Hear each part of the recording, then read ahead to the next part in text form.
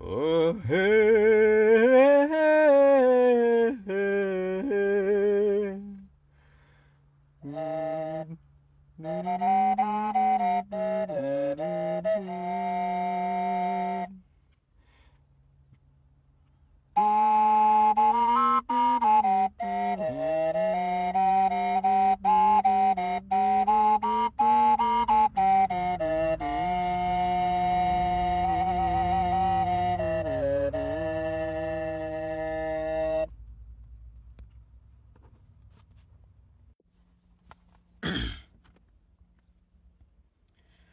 Chapter 6.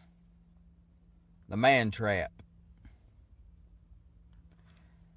The next day, when she had finished with her duties at the various temples, and with her teaching of the sacred dances to the novices, she slipped away to the small house, and darkening the room, opened the spy hole and peered down it. There was no light. He was gone. She had not thought he would stay so long at the unavailing door, but it was the only place she knew to look. How was she to find him now that he had lost himself? The tunnels of the labyrinth, by Thar's account and her own experience, extended in all their windings, branchings, spirals, and dead ends for more than 20 miles. The blind alley that lay farthest from the tombs was not much more than a mile away in straight line, probably. But down underground, nothing ran straight. All the tunnels curved, split, rejoined, branched, interlaced, looped, traced elaborate routes that ended where they began, for there was no beginning and no end. One could go and go and go and still get nowhere, for there was nowhere to get to. There was no center, no heart of the maze. And once the door was locked, there was no end to it. No direction was right. Though the ways and turnings to the various rooms and regions were firm in Arha's memory, even she had taken with her on her long explorations a ball of fine yarn and let it unravel behind her, and rewound it as she followed it returning. For if one of the turns and passages that must be counted were missed, even she might be lost. A light was no help, for there were no landmarks. All the corridors and all the doorways and openings were alike. He might have gone miles by now, and yet not be 40 feet from the door where he had entered. She went to the hall of the throne, and to the twin gods' temple, and to the cellar under the kitchens, and, choosing a moment when she was alone, looked through each of those spy holes down into the cold, thick dark. Now, check here. There's another subtle detail that Ursula's put out here. She went to the hall of the throne and to the twin gods' temple. Now, who has put spy holes into the realm of the nameless ones? You see? I'm getting at something here where these new temples, men keep on erecting these temples to attempt to usurp power from these nameless ones. And I'm gonna tell you, these things are very real. This isn't just some bunkum. It's not just superstition. The nameless ones are very real.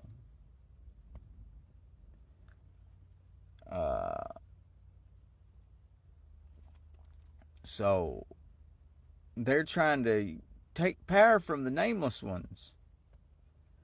And I think it's interesting. Are the spy holes the nameless ones trying to infect the domain of the new temples? Or is that an attempt to try and peer down into and or gain some sort of access to the realm of the nameless ones? Because you can't enter into the labyrinth unless you've been through the undertomb, and then the undertomb can only be accessed by the priestess of the nameless ones. Well, that's a difficult situation for these God King fellers and stuff that are coming along here. They want the power, and they're in control right now. So they think they should be able to get after all this stuff. Anyhow, I'm going to quit waxing political here.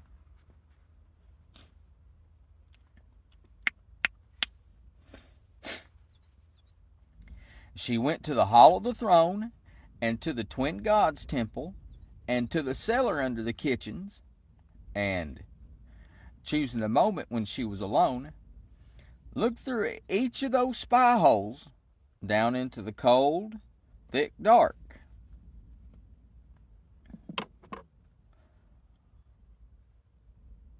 When night come, freezing and blazing with stars, she went to certain places on the hill and raised up certain stones, cleared away the earth, peered down again, and saw the starless darkness underground.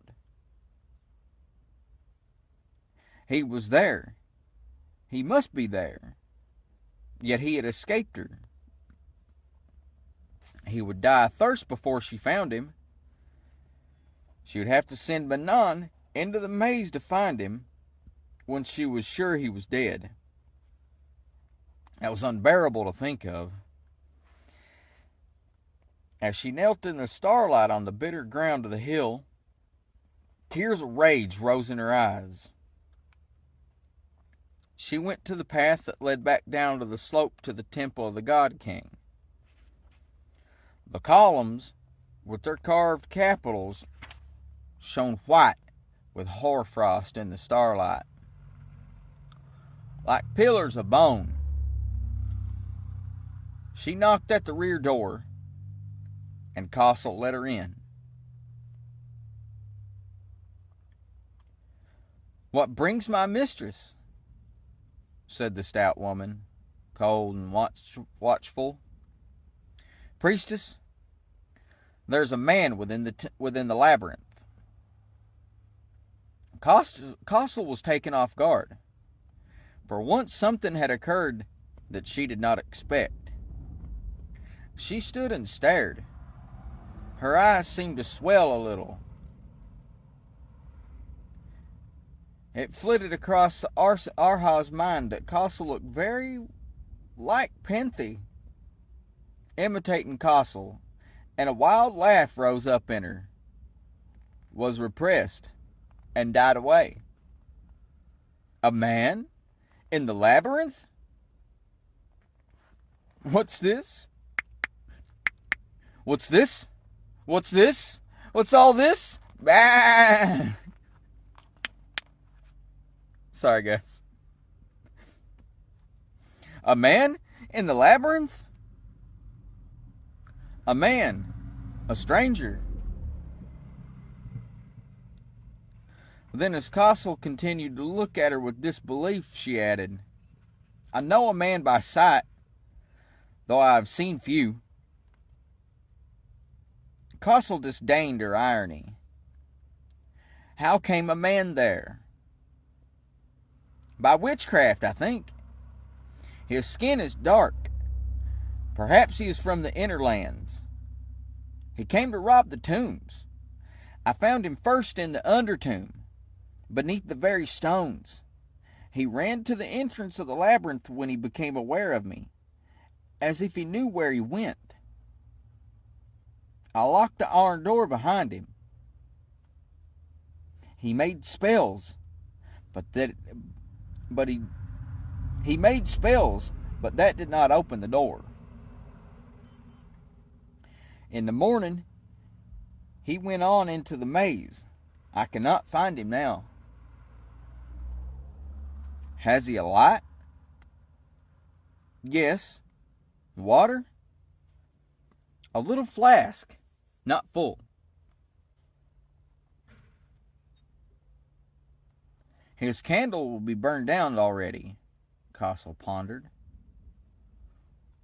4 or 5 days, maybe 6. Then you can send my wardens down to drag the body out. The blood should be fed to the throne and the... No, Arha said with sudden shrill fierceness. I wish to find him alive. The priestess looked down at the girl from her heavy height. Why? To make his dying longer. He has committed sacrilege against the nameless ones. He has defiled the undertomb with light. He came to rob the tombs of their treasures. He must be punished with worse than lying down in the tunnel alone and dying. Yes, Castle said as if deliberating. But how will you catch him, mistress? That is chancy. There is no chance about the other. Is there not a room full of bones somewhere in the labyrinth? Bones of men who entered it and did not leave?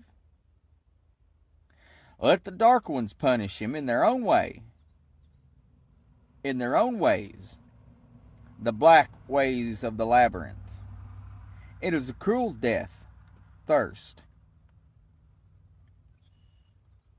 You see this Castle's actively trying to usurp power from the nameless ones. Because, like, part of how this magic stuff seems to work in this Earthsea place is, like, especially with these old powers, the old powers of Earth, when you do things, there's like an animistic component here, where they're attached to the land. So by doing all these sacrifices and these dark dances and killing political prisoners there and stuff like that, it enriches like a balloon. It blows them up. It blows up the balloon.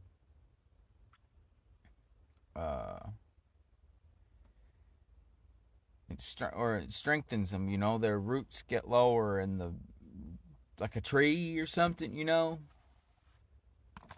Like a battery, it puts more charge inside of them. And they like this, even though they kind of know that they probably know things are going on. They're the ancient dark powers. But these God Kings have got it set up so they're in charge. And Castle's here trying to subtly call the shots and deny the nameless ones they're real, because Arha's thinking like the nameless ones. The nameless ones would like him to die very cruel down there. They really would. Not just choke to death like normal. That's no fun.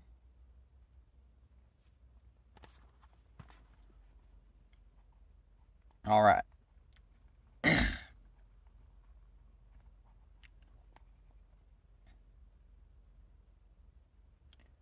Yes, Costle said as if deliberating. But how will you catch him, mistress? That is chancy. There is no chance about the other. Is there not a room full of bones somewhere in the labyrinth? Bones of men who entered it and did not leave it? Let the dark uns punish him in their own way. In their own ways. The black ways of the labyrinth. It is a cruel death, thirst. I know, the girl said. She turned and went out into the night, pulling her hood up over her head against the hissing, icy wind. It had been childish of her and stupid to come to Costle. She would get no help there. Costle herself knew nothing. All she knew was cold waiting and death at the end of it. She did not understand. She did not see that the man must be found. It must not be the same as with those others. She could not bear that again. Since there must be death, let it be swift and daylight. Surely it would be more fitting than this thief, the first man in centuries brave enough to try and rob the tombs, should die by a sword's edge. He did not even have an immortal soul to be reborn. His ghost would go whining through the corridors. He could not be let die of thirst there alone in the dark. Arha slept very little that night. The next day was filled with rites and duties. She spent the night going, silent and without lantern, from one spy hole to another, in all the dark buildings of the place, and on the windswept hill. She went to the small house, to bed at last, 2 or 3 hours before dawn.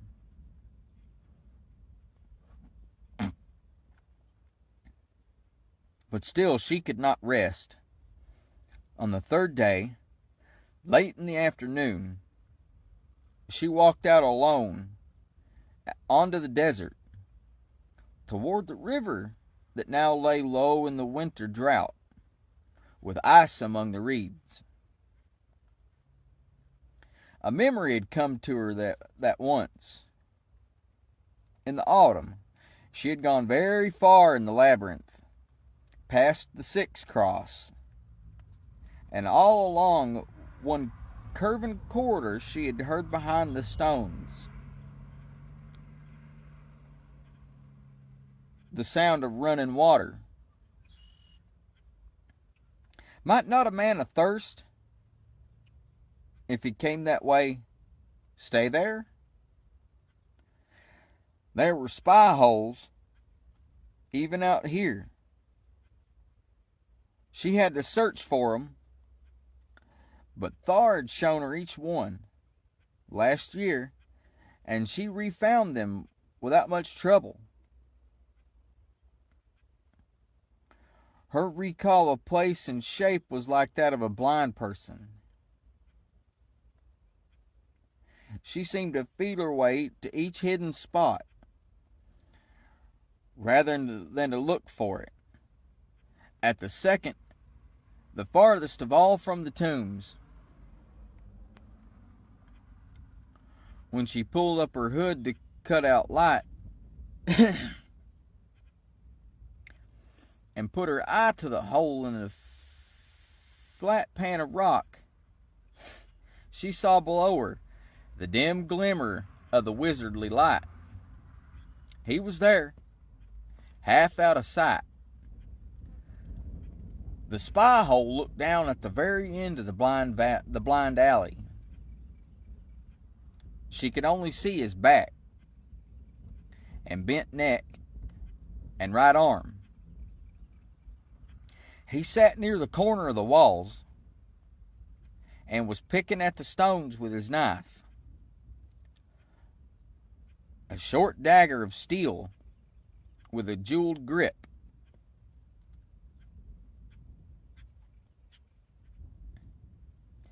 The blade of it was broken short.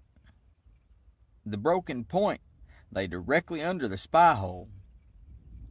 He had snapped it, trying to pry apart the stones, to get at the water he could hear running, clear and murmurous in that dead stillness under the earth, on the other side of the impenetrable wall. His movements were listless. He was very different, after these 3 nights and days, from the figure that had stood lithe and calm before the iron door and laughed at his own defeat. He was still obstinate, but the power was gone out of him. He had no spell to stir those stones aside, but must use his useless knife. Even his sorcerer's light was wan and dim. As Arha watched, the light flickered, the man's head jerked, and he dropped the dagger.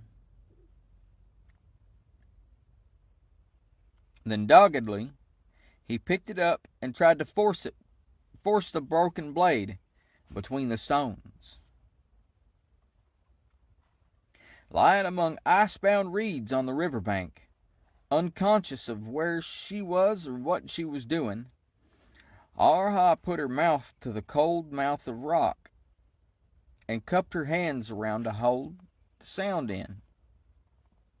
"Wizard," she said, and her voice, slipping down the stone throat, whispered coldly in the tunnel underground. The man started and scrambled to his feet, so going out of the circle of her vision when she looked for him. She put her mouth to the spy hole again and said, "Go back along the river wall to the second turn. The first turn right, miss one, then right again. At the 6 ways, right again. Then left and right and left and right. Stay there in the painted room." As she moved to look again, she must have let a shaft of daylight shoot through the spy hole into the tunnel for a moment.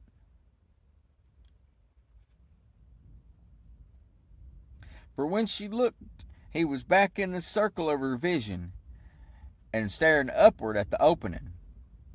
His face, which she now saw to be scarred in some way, was strained and eager. The lips were parched and black, the eyes bright. He raised his staff, bringing the light closer and closer to her eyes. Frightened, she drew back, stopped the spy hole with its rock lid, and lit her a covering stones, rose, and went back swiftly to the place. She found her hands were shaky, and sometimes a giddiness swept over her as she walked. She did not know what to do. If he followed the directions she had given him, he would come back in the direction of the iron door to the room of pictures. There was nothing there, no reason for him to go there. There was a spy hole in the ceiling of the painted room, a good one, in the treasury of the twin gods' temple. Perhaps that was why she had thought of it. She did not know. Why had she spoken to him? she could let a little water for him down one of the spy holes, and then call him to that place. That would keep him alive longer, as long as she pleased, indeed. If she put down water and a little food now and then, he would go on and on, days, months, wandering in the labyrinth, and she could watch him through the spy holes and tell him where water was to be found, and sometimes tell him falsely, so he would go in vain. But he would always have to go. That would teach him to mock the nameless ones, to swagger his foolish manhood in the burial places of the immortal dead.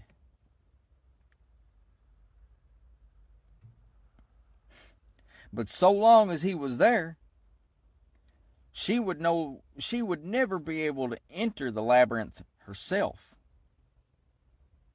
Why not? She asked.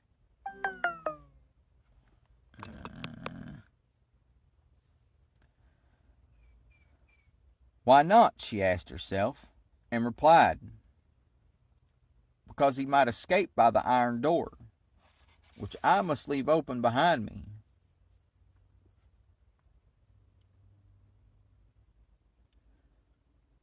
But he could escape no farther than the undertomb. The truth was that she was afraid to face him. She was afraid of his power, the arts he had used to enter the undertomb, the sorcery that kept that light burning. And yet, was that so much to be feared? The powers that ruled in the dark places were on her side, not his. Plainly, he could not do much there in the realm of the nameless ones. He had not opened the iron door. He had not summoned magic food, nor brought water through the wall, nor conjured up some demon monster to break down the walls, all of which she had feared he might be able to do. He had not even found his way in 3 days wandering to the door of the great treasury, which surely he had sought. Arha herself had never yet pursued Thar's directions to that room, putting off the journey out of a certain awe, a reluctance.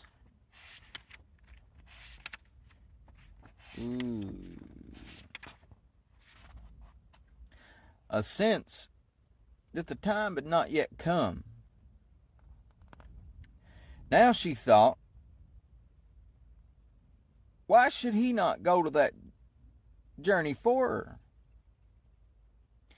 He could look all he liked at the treasures of the tombs. Much good they would do him. She could jeer at him and tell him to eat the gold and drink the diamonds. With the nervous, feverish hastiness that had possessed her all these 3 days, she ran to the twin gods' temple, unlocked its little vaulted treasury, and uncovered the well-hidden spy hole in the floor.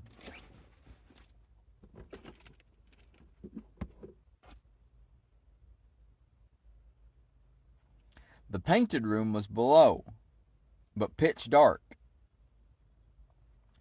The way the man must follow in the maze was much more roundabout, miles longer, perhaps. She had forgotten that, and no doubt he was weakened and not going fast. Perhaps he would forget her directions and take the wrong turning. Few people could remember directions from one hearing of them, as she could. Perhaps he did not even understand the tongue she spoke. If so, let him wander till he fell down and died in the dark. The fool, the foreigner, the unbeliever. Let his ghost wind down the stone roads of the tombs of Atuan until the darkness ate even it. Next morning, very early, after a night of little sleep and evil dreams,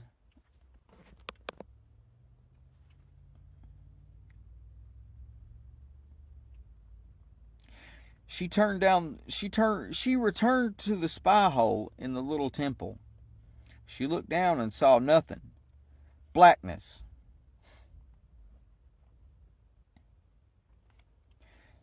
She lowered a candle burning in a little tin lantern on a chain. He was there, in the painted room. She saw, past the candle's glare, his legs and one limp hand.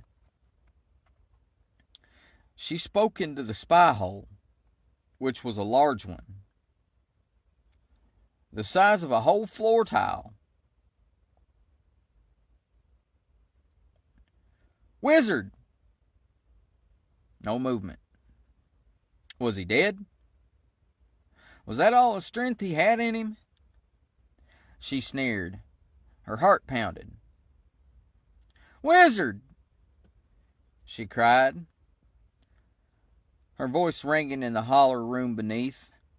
He stirred and slowly sat up and looked around bewildered. After a while, he looked up, blinking at the tiny lantern that swung from his ceiling. His face was terrible to see, swollen, dark as a mummy's face. He put his hand out to his staff that lay on the floor beside him. But no light flowered on the wood. There was no power left in him. Do you want to see the treasures of the tombs of Atuan, wizard?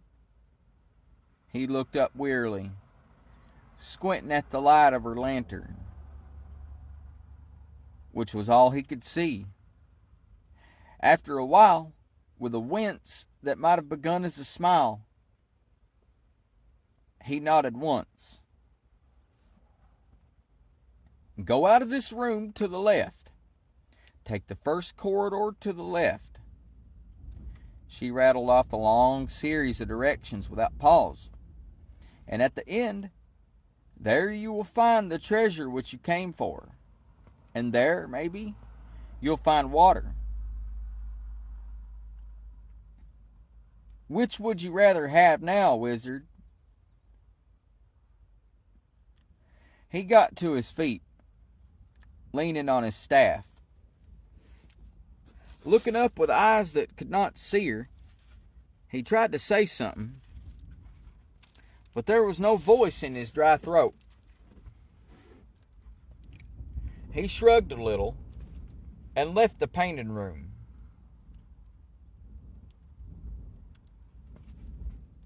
She would not give him any water.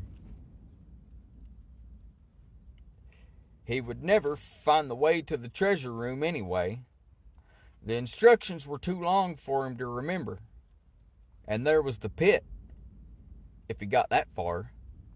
He was in the dark now. He would lose his way and would fall down and at last and die somewhere in the narrow, hollow, dry halls. And Manon would find him and drag him out. And that was the end. Arha clutched the lip of the spy hole with her hands and rocked her crouching body back and forth,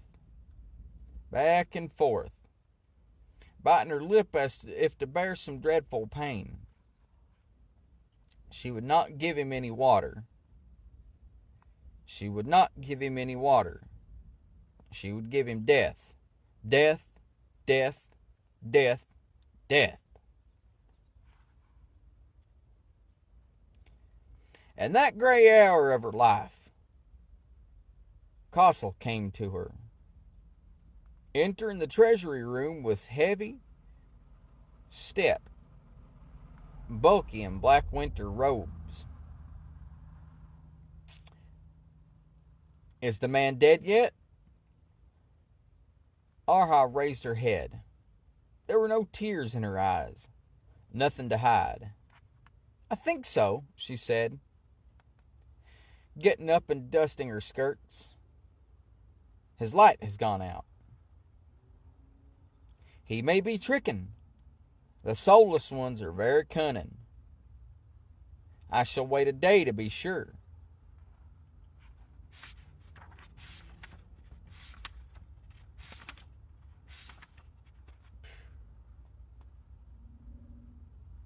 "Yes."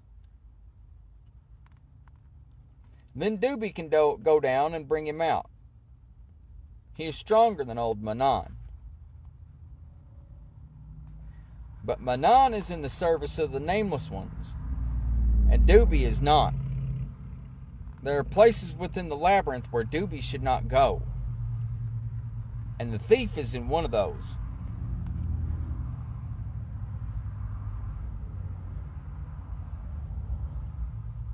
"Oh, I think there's a car show up the road today."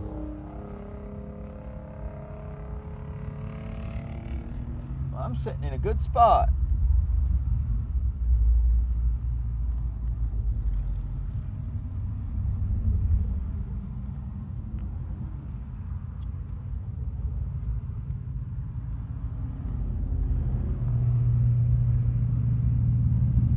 "Why, then it is defiled already. It will be made clean by his death there," Arha said. She could see by Castle's expression that there must be something strange about her own face. "This is my domain, priestess. I must care for it as my masters bid me. I do not need more lessons in death." Castle's face seemed to withdraw in the black hood. Like a desert tortoise into its shell. Sour and slow and cold. "Very well, mistress." They parted before the altar of the God Brothers. Arha went, without haste now, to the small house, and called Manon to accompany her. Since she had spoken to Castle, she knew what must be done. She and Manon went together up the hill, into the hall, down into the undertomb.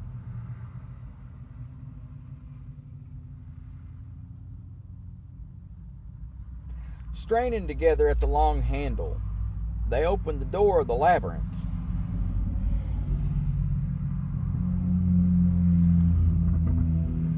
They lit their lanterns there and entered.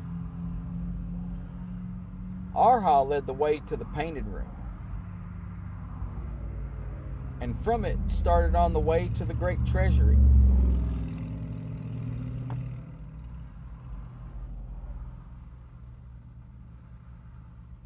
The thief had not got very far. She and Manon had not walked 500 paces on their tortuous course when they came upon him, crumpled up in the narrow corridor like a heap of rags thrown down. He had dropped his staff before he fell. It lay some distance from him. His mouth was bloody, his eyes half shut. "He's alive," said Manon, kneeling, his great yellow hand on the dark throat, feeling the pulse. "Shall I strangle him, mistress?" "No, I want him alive. Pick him up and bring him after me." "Alive?" said Manon, disturbed. "What for, little mistress?" "To be a slave of the tombs. Be still with your talk, and do as I say." His face more melancholy than ever, Manon obeyed, hoisting the young man effortfully up onto his shoulders like a long sack. He staggered along after Arha, thus laden. He could not go far at a time under that load. They stopped a dozen times on the return journey for Manon to catch his breath. At each halt, the corridor was the same. The grayish yellow, close-set stones rising to a vault, the uneven rocky floor, the dead air. Manon groaning and panting, the stranger lying still. The two lanterns burning dull in a dome of light that narrowed away into darkness down the corridor in both directions. At each halt, Arha dripped some of the water she had brought in a little flask into the dry mouth of the man. A little at a time, lest life return and kill him. To the room of chains? To the room of change? Manon asked, as they were in the passage that led to the iron door. And at that, Arha thought for the first time where she must take this prisoner. She did not know. Not there, no, she said, sickened as ever by the memory of the smoke and reek and the matted, speechless, unseeing faces. And Castle might come to the room of the chains. He must stay in the labyrinth so that he cannot regain his sorcery. Where is there a room? The painted room has a door and a lock and a spy hole, mistress, if you trust him with doors. He has no powers down here. Take him there, Manon. So Manon lugged him back, half again as far as they had come, too laboring and breathless to protest. When they entered the painted room at last, Arha took off her long, heavy winter cloak of wool and laid it on the dusty floor. Put him on that, she said. Manon stared in melancholy consternation, wheezing. Little mistress. Melancholy consternation. Melancholy consternation. I like that.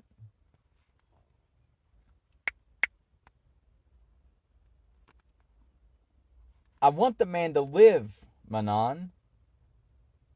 He'll die of the cold. Look how he shakes now. Your garment will be defiled. The priestess's garment. He is an unbeliever, a man. Manon blurted, his small eyes wrinkling up as if in pain. Then I shall burn the cloak and have another woven. Come on, Manon. At that he stooped, obedient, and let the prisoner flop off his back onto the black cloak. The man lay still as death, but the pulse beat heavy in his throat, and now and then a spasm made his body shiver as it lay. He should be chained, said Manon.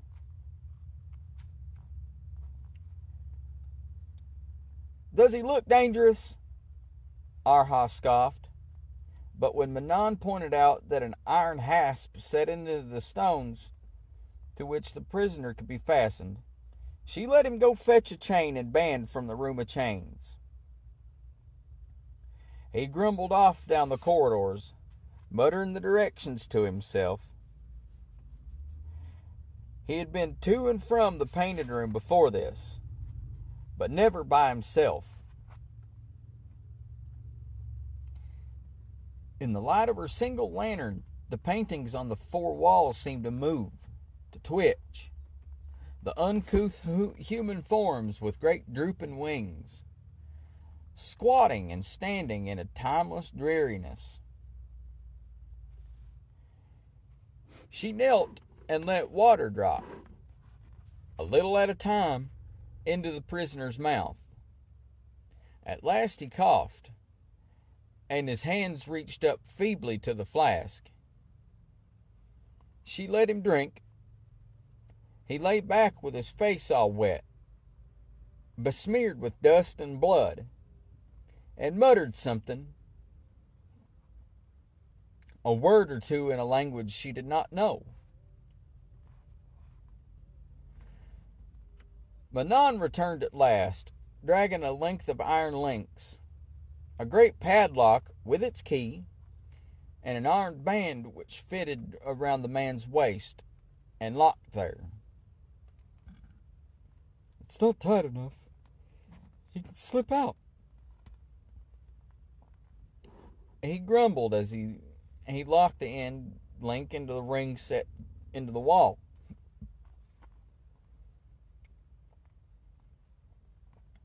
No, look. Feeling less fearful of her prisoner now, Arha showed that he could not force her hand between the iron band and the man's ribs. Not unless he starves longer than 4 days. Little mistress, Manon said plaintively. I do not question, but what good is he as a slave to the nameless ones? He's a man, little one. And you are an old fool, Manon. Come along now.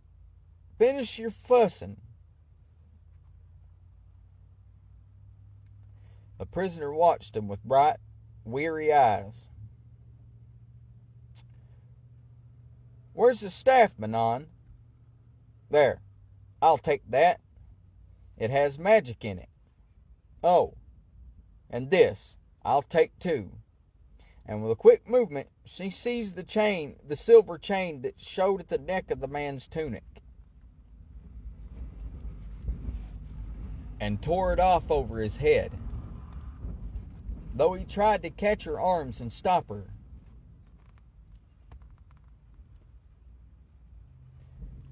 Manon kicked him in the back. She swung the chain over him out of his reach. Is this your talisman, wizard? Is it precious to you?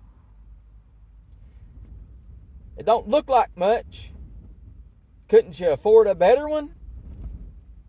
I shall keep it safe for you. And she slipped the chain over her own head, hiding the pendant under the heavy collar of her woolen robe. You don't know what to do with it, he said, very hoarse, and mispronouncing the words of the Kargish tongue, but clearly enough. Manon kicked him again, and at that he made a little grunt of pain and shut his eyes. Leave off, Manon. Come. She left the room. Grumbling, Manon followed. That night, when all the lights of the place were out, she climbed the hill again, alone. She filled her flask from the well in the room behind the throne, and took the water and a big flat unleavened cake of buckwheat bread down to the painted room, into the labyrinth. She set them just within the prisoner's reach, inside the door. He was asleep and never stirred.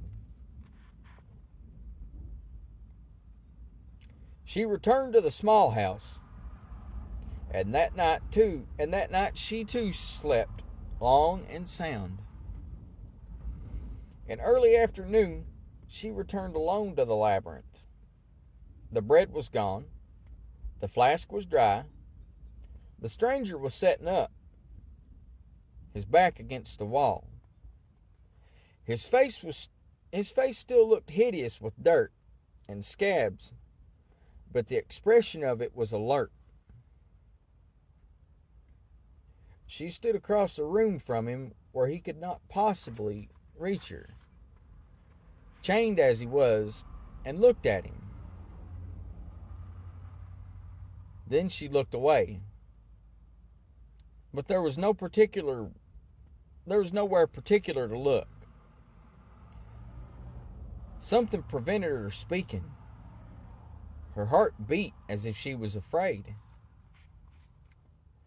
There was no reason to fear him. He was at her mercy. It's pleasant to have light, he said in a soft but deep voice, which perturbed her. What's your name? She asked, peremptory.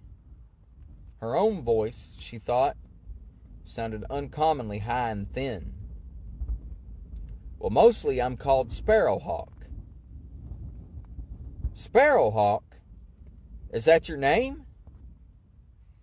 No. What is your name then? I cannot tell you that. Are you the one priestess of the tombs? Yes. What are you called? I am called Arha. The one who has been devoured? Is that what that means? His dark eyes watched her intently.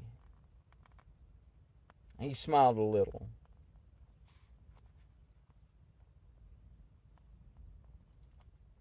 What is your name? I have no name. Do not ask me questions. Where do you come from? From the inner lands, the west. From Havner? It was the only name of a city or island of the inner lands that she knew. Yes, from Havnor. Why did you come here? The tombs of Atwan are famous among my people. But you're an infidel, an unbeliever. He shook his head. Oh, no, priestess. I believe in the powers of darkness. I have met with the unnamed ones in other places. What other places? In the archipelago, the inner lands. There are places which belong to the old powers of the earth, like this one. But none so great as this one. Nowhere else have they a temple and a priestess and such worship as they receive here. You came to worship them, she said, jeering. I came to rob them, he said. She stared at his grave face. Braggart! I knew it would not be easy. Easy? It cannot be done. If you weren't an unbeliever, you'd know that. The nameless ones look after what is theirs. What I seek is not theirs. It's yours, no doubt. Mine to claim. What are you then? A god? A king? She looked him up and down as he sat chained, dirty, exhausted. You are nothing but a thief.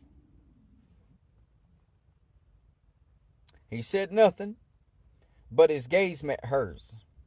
You are not to look at me, she said shrilly. Milady, he said, I do not mean offense. I am a stranger and a trespasser. I do not know your ways, nor the courtesies do the priestess of the tombs. I am at your mercy, and I ask your pardon if I offend you. She stood silent, and in a moment she felt the blood rising to her cheeks, hot and foolish. But he was not looking at her. and did not see her blush. He had obeyed, and turned away his dark gaze. Neither spoke for some while. The painted figures all around watched him with sad, blind eyes. She had brought a stone jug of water. His eyes kept straying to that, and after a time she said, "Drink if you like." He hitched himself over to the jug at once, and hefting it as lightly as if it were a wine cup, drank a long draught. Long draught. Then he wet a corner of his sleeve and cleaned the grime and blood clot and cobweb off his face and hands as best as he could. He spent some while at this, and the girl watched. When he was done, he looked better, but his cat bath had revealed the scars on one side of his face. Old scars long healed, whitish on his dark skin. 4 parallel ridges from eye to jawbone, as if from the scraping talons of a huge claw. "What is that?" she said. "That scar?" He did not answer at once. "A dragon," she said, trying to scoff. Had she not come down here to make mock of her victim? To torment him with his helplessness? No, not a dragon. You're not a dragon lord, at least, then. No, he said rather reluctantly. I am a dragon lord. But the scars were before that. I told you that I had met with the dark powers before, in other places of the earth. This on my face is the mark of one of the kinship of the nameless ones. But no longer nameless, for I learned his name in the end. What do you mean? What name? I cannot tell you that, he said, and smiled, though his face was grave. That's nonsense. Fool's babble. Sacrilege. They are the nameless ones. You don't know what you're talking about. I know even better than you, priestess, he said, his voice deepening. Look again. He turned his head so she must see the 4 terrible marks across his cheek. I don't believe you, she said, and her voice shook. Priestess, he said gently, you're not very old. You can't have served the Dark Ones very long. But I have. Very long. I am the first priestess, the reborn. I have served my masters for 1,000 years, and 1,000 years before that. I am their servant, and their voice, and their hands. And I am their vengeance on those who defile the tombs, and look upon what is not to be seen. Stop your lying and your boasting.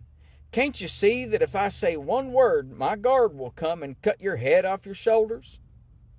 Or if I go away and lock this door, then nobody will come, ever, and you'll die here in the dark. And those I serve will eat your flesh and eat your soul and leave your bones here in the dust. Quietly, he nodded. She stammered, and finding no more to say, swept out of the room and bolted the door behind her with a clang.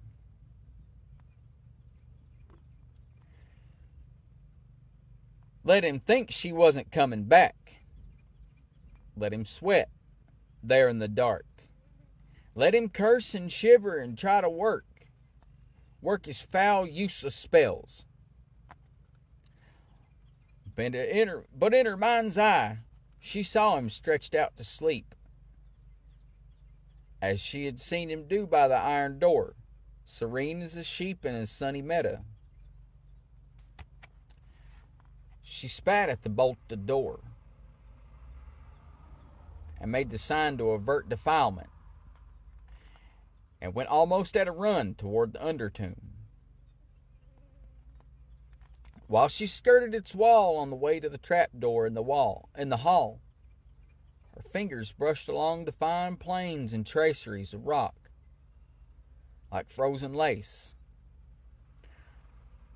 A longing swept over her to light her lantern, to see once more, just for a moment, the time-carven stone, the lovely glitter of the walls. She shut her eyes tight and hurried on.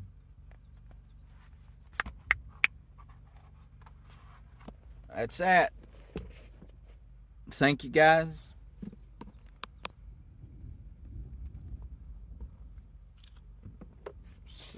Sorry about some of that noise there. There was some cars are going by. Good old hot rod, so you should have seen them. Also, apologize, rushed this one a little bit, but my battery setup is getting a little low here.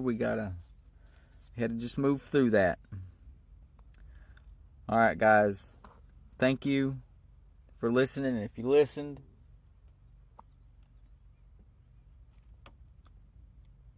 isn't that interesting? The great wizard Gad being brought low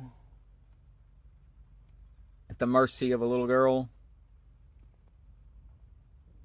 Anyway.